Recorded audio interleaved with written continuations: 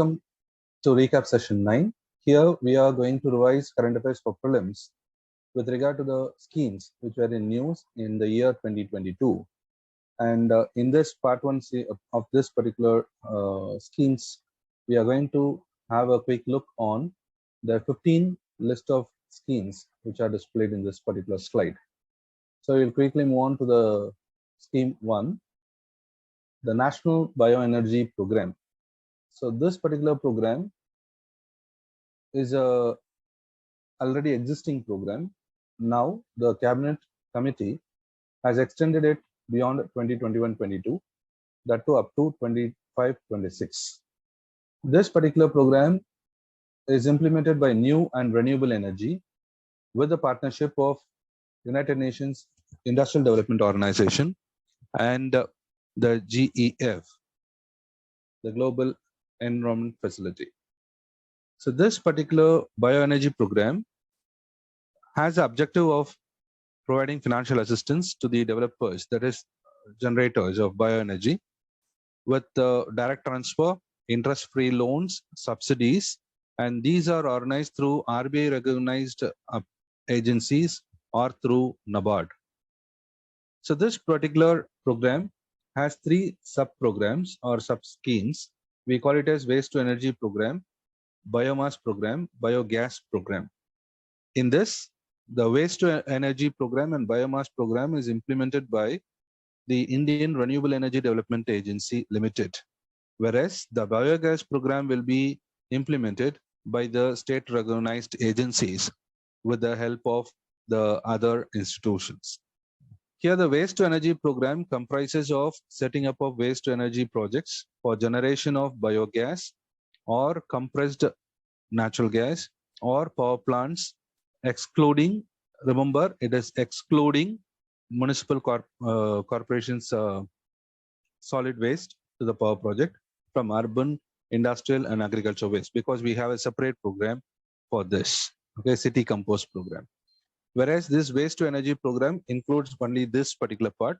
So in prelims, they may give as including, okay? So it is not including, it is excluding.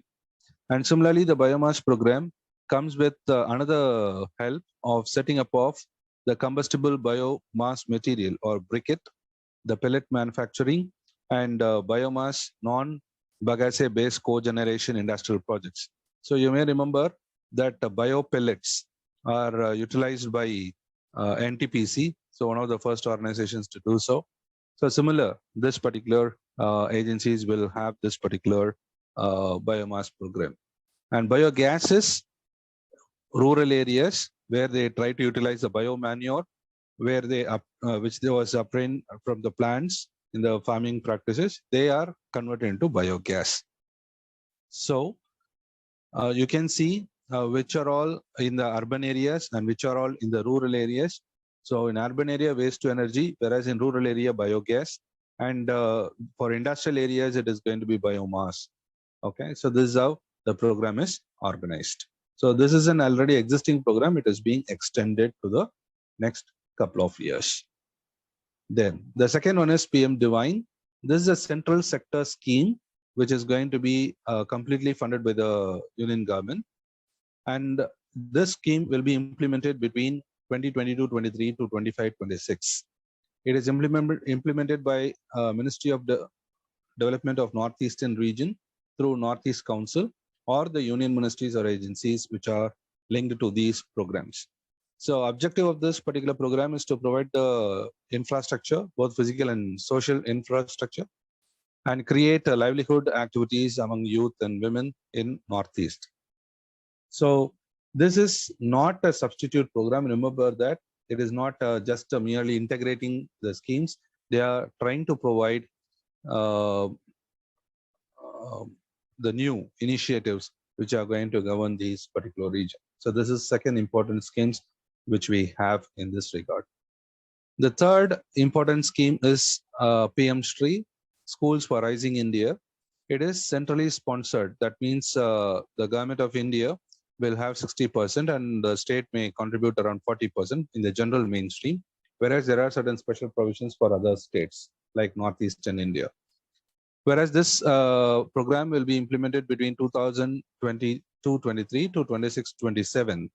And this scheme has an objective of, remember, selective upgrading of schools. It is not all schools will be upgraded. It is going to be a list of selected schools. Every year the school will be selected, and these schools, either it will be managed by the union government or the central government, state or the local body governments. So that is panchayat schools or the state run schools or the central run schools. So among them they will be selected and then they will be integrated in the scheme. So this scheme will have several facilities, and they try to have some links with the industrial output, the pedagogy with a focus of holistic learning. They have a school assessment framework, and they have some infrastructure also, and grants are also provided. So under PM-SHRI, you have skills, you have holistic learning, you have assessment for the school quality outcomes, and then infrastructure and grants. So it is a mix of all aspects of the school. So remember that it is not only for education, it is for also infra and other purposes. Then comes the fourth one, the Atal Pension Yojana. So you know that Atal Pension Yojana is there since 2015, but now the revised guideline has come in. So what is that revised guideline? So the revised guideline is that from 1st October 2022, any citizen who is an income tax payer will not be eligible to join Atal Pension Yojana. Previously, it was open to all people.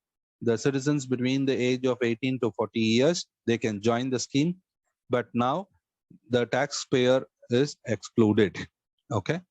So an income tax payer after 1st October 2022, if they join, when they find that they are paying taxes, so ultimately they will be removed, the account will be closed, and the funds will be transferred to the account of the citizen, right?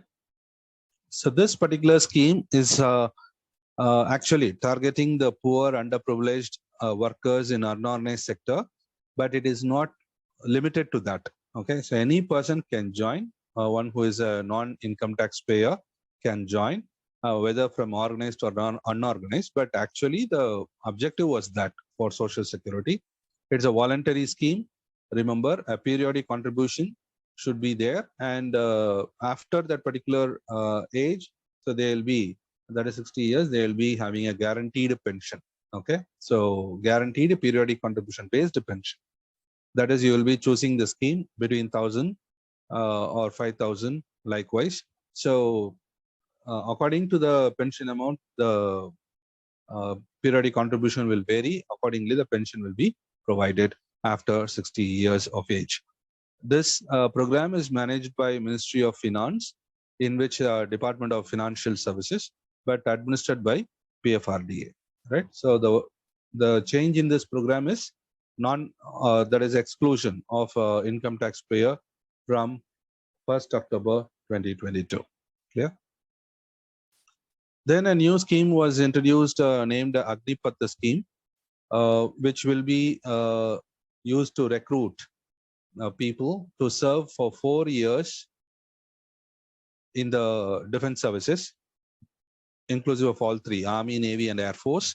And all these recruiters will be recruited soldiers will be called as Agniveers. They will form a separate rank. Okay, they will form a separate rank under armed forces.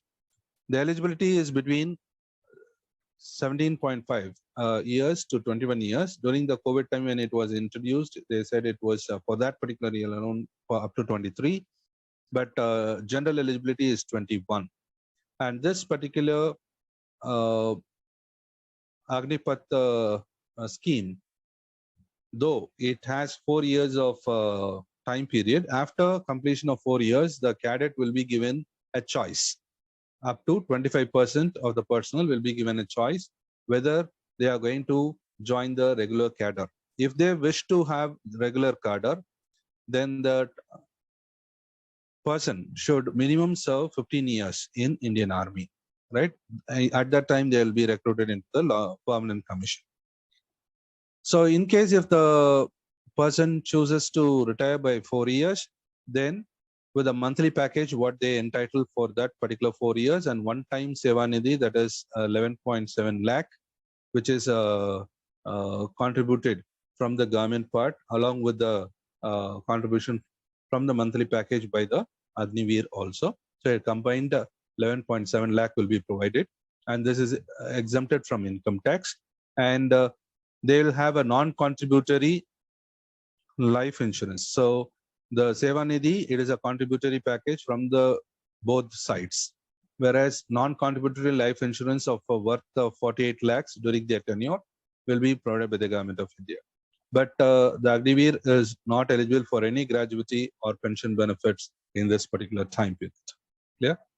As far as reservations, 10% of jobs vacant in Defense Ministry will be reserved for Agniveers, for those who come out of service after 4 years. Say, for example, 25% they will be eligible for joining for permanent commission. Remaining 75% are there, out of which 10% will be having vacancy in the Defense Ministry, right? So in all the civilian posts, remember, it is going to be defense civilian post, okay, in all these areas.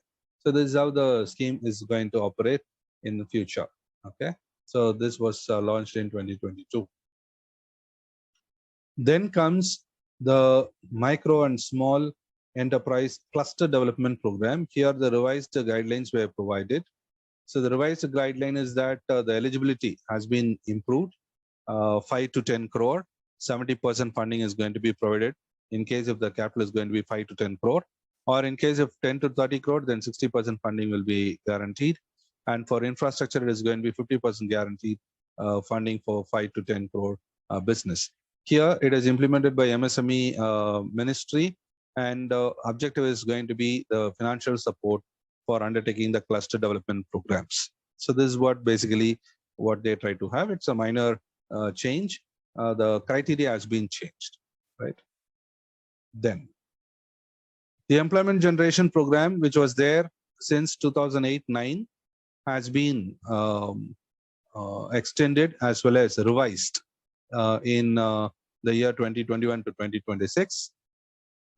In this, the objective is that to generate employment opportunities for the unemployed youth by assisting setting up of MSME, that is micro enterprises in non-farm sectors, remember. So it is non-farm sector, not in the farm sector, it is non-farm sector.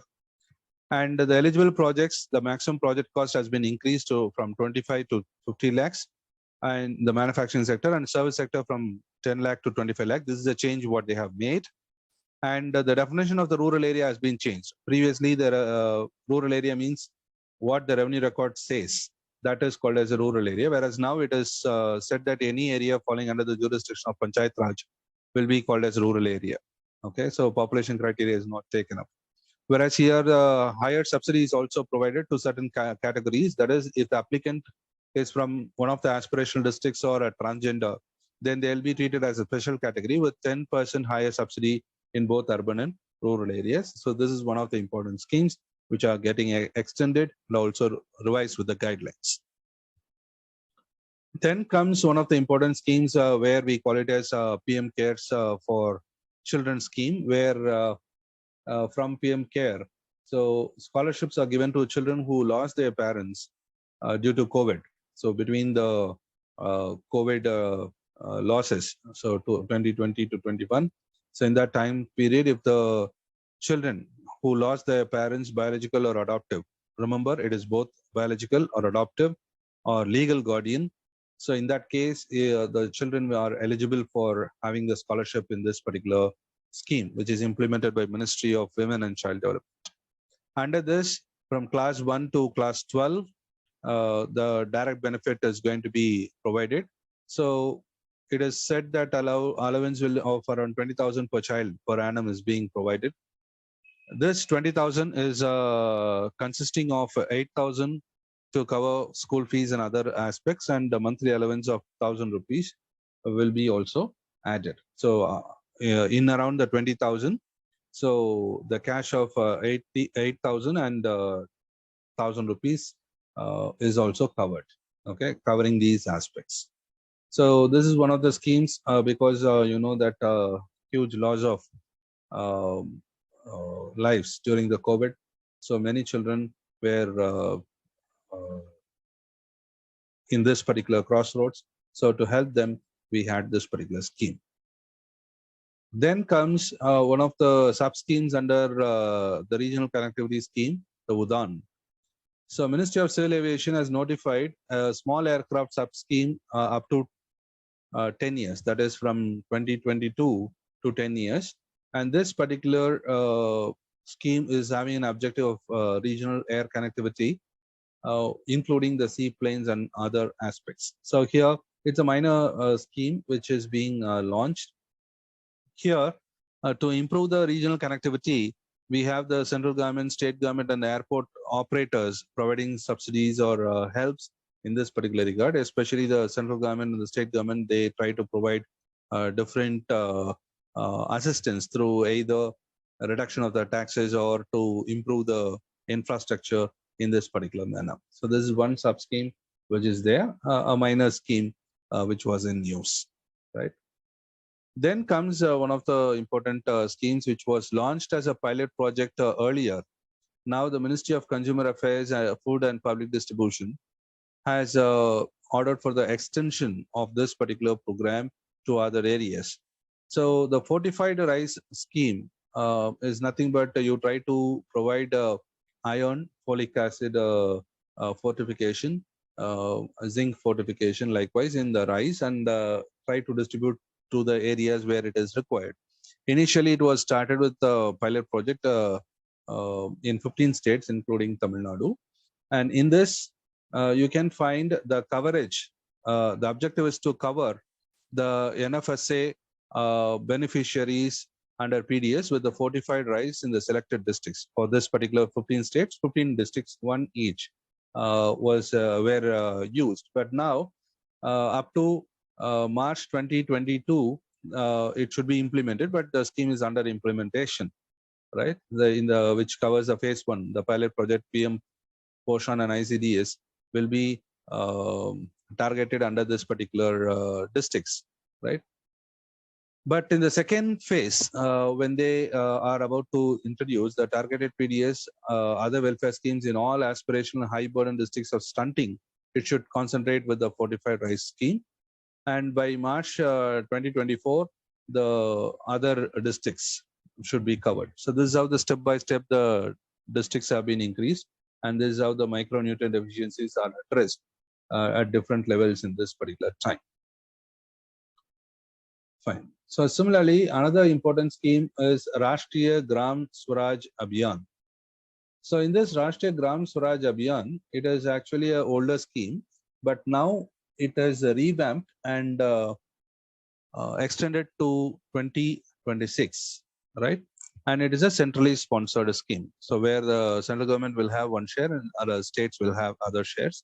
They are going to strengthen the Panchayat Raj to achieve the sustainable development goals in order to have poverty-free villages, health village, child-friendly village, etc. And it is applying to all union territories and states.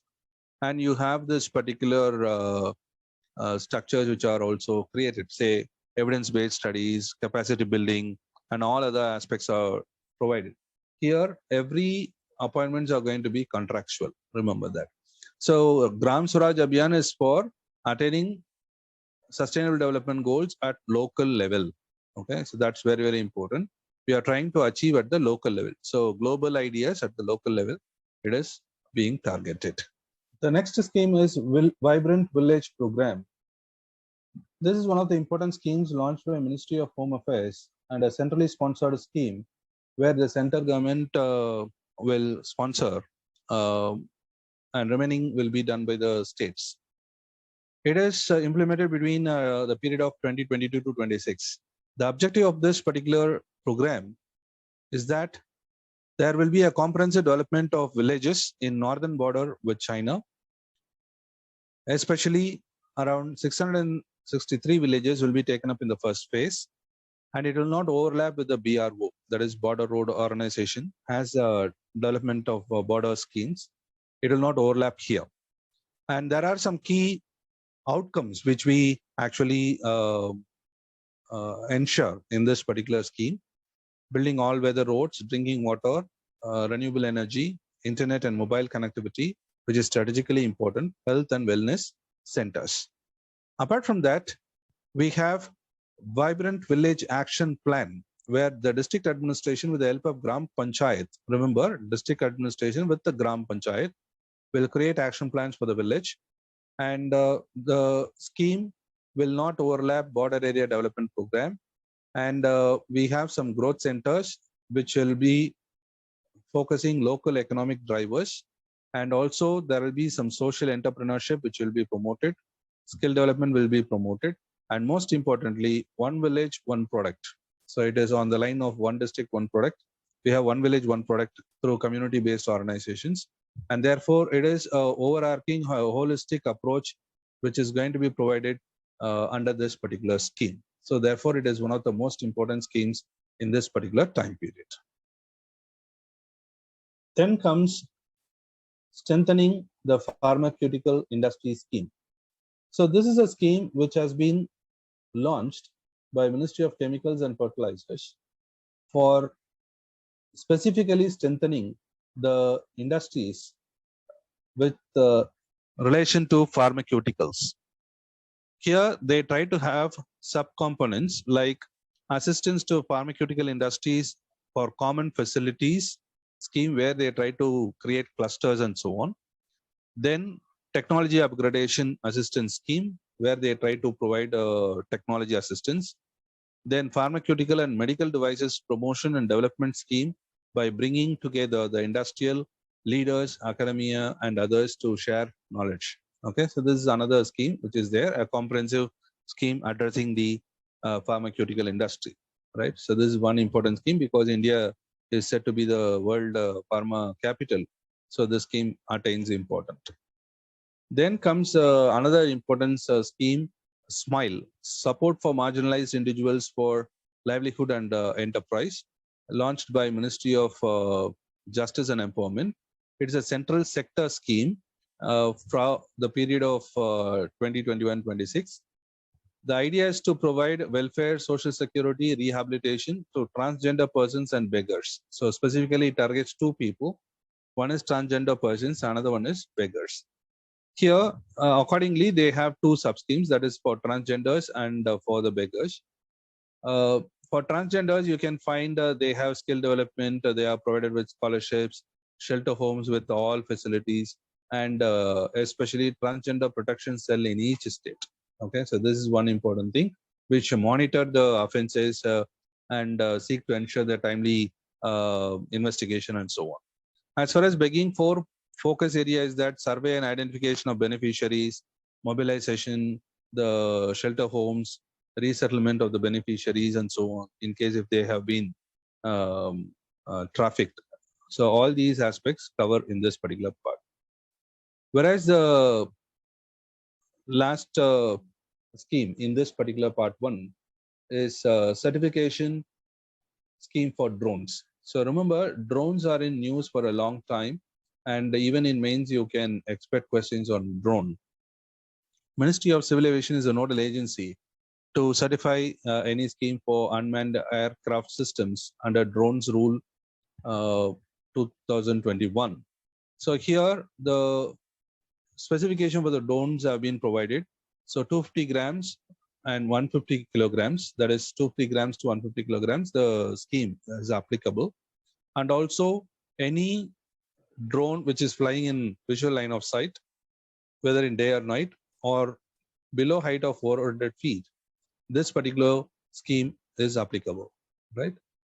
So for this, we have a supervision done by multi-stakeholder steering committee headed by a professional, and there will be nominees from other concerned ministries as well as organizations represented from different agencies which specialize in civil aviation and other aspects.